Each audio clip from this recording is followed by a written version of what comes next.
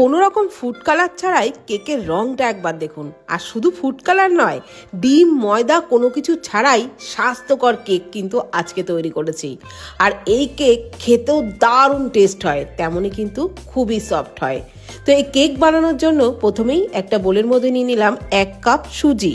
ওর মধ্যে 1 cup normal দুধ দিলাম, ঠান্ডাও না গরমও না।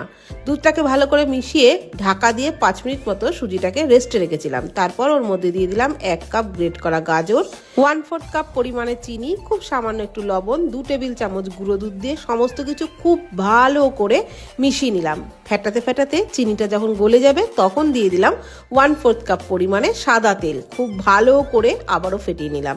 3টে স্টিলের বাটির মধ্যে একটু করে তেল ব্রাশ করে নিলাম। এদিকে ওই ব্যাটারের মধ্যে 1/2 চামচ বেকিং পাউডার, তার 1/2 বেকিং সোডা দিয়ে আবারও ভালো করে মিশিয়ে নিলাম।